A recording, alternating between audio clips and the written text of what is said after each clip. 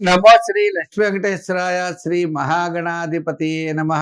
జ్ఞానానందమయం దేవం నిర్మల స్ఫటికాకృతిం ఆధారం సర్వ విద్యానాం హైగ్రీవముపాస్మహే. ప్రేక్షకుల నమస్కారాలు తెలియజేస్తూ మనం ఈ వారం రాశి ఫలాలు తెలుసుకుందాం. మరి ఈ వారం రాశి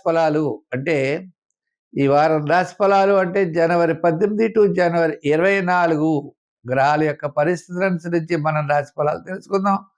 చంద్రుడి యొక్క సంచారం ధనస్సు, మకర, కుంభరాశుల్లో, మకర రాశిలో రవి సంచారం, అదేవిధంగా శని మీనంలోను, కుంభంలో రాహువు, సింహంలో కేతువు, చాలా గ్రహాలు రవి, చంద్ర, కుజ, బుధ ఇలా 5 గ్రహాలు చెప్పాలంటే మకర రాశిలో ఉన్నాయి. ఇంకా గురుడు మనం చూసినట్లయితే మిథున రాశిలో గురు సంచారం ఉన్నది.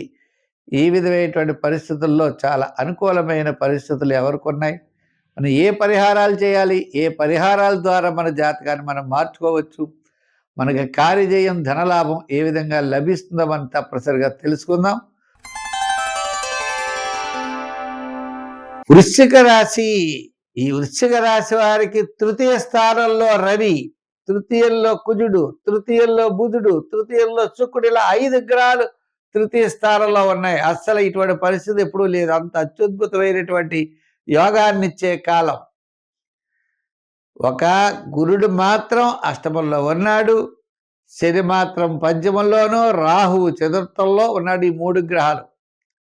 ఇంక మిగిలిన గ్రహాలు మనం చూసినట్లయితే చాలా అత్యద్భుతంగా ఉంటాయి. మరి కేతు బ్రహ్మాండంగా ఉన్నాడు. మరి మిగిలిన 5 గ్రహాలు మనం చూడాలంటే చంద్రుడు వస్తే ద్వితీయ, తృతీయ, చతుర్థ స్థానాల్లో చంద్ర సంచారం. అంటే వారం మధ్యలో అత్యద్భుతంగా ఒక మంచి ముఖ్యమైన వ్యవహారం లాభించే అవకాశం, నూతనమైనటువంటి ప్రయత్నాల్లో అనుకూలత, బంధుమిత్రుల యొక్క సహాయ సహకారాలు, అన్నింటా విజయం సాధించేటువంటి పరిస్థితులు ఈ వారం ఉన్నాయి. గత ఏడాది కాలం కంటే ఈ వారం రోజులు ఒక మంచి అత్యద్భుతమైన ఫలితాలు ఉంటాయి. ఉద్యోగపరంగా నిరుద్యోగులకు అవకాశాలు, ఉద్యోగస్తులకు అభివృద్ధి, రాజకీయ నాయకులకు ఆహ్వానాలు, వృత్తులు చేసేటువంటి వారికి ఆర్థిక డెవలప్మెంట్స్, వ్యాపారాత్మకంగా మనం చూసినట్లయితే ఎలక్ట్రానిక్స్, రవి, శుక్రుడు ద్వారా గృహోపకరణాలు, క్యాలిక్యులేషన్స్, బుధుడు అపరాధాన్య, జనరల్ ఎంత మెడికల్, ఇలా ప్రతి గ్రహాలు కూడా అనుకూలంగా ఉండడం వల్ల అన్ని రంగాల వ్యాపారస్తులకి ఆర్థికపరమైన డెవలప్మెంట్స్ ఖచ్చితంగా కనబడతాయి.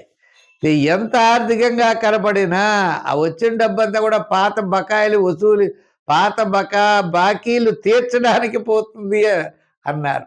అంటే ప్రొడక్షన్ ఉంటుంది కానీ లాభాలు ఉంటాయి, కానీ ఆర్థికపరమైన నిలవలైతే చాలా తక్కువగా ఉంటాయి అని కనబడుతోంది. ఏదైనా ఈ వారం చాలా ప్రోత్సాహకరంగా ఉన్నది.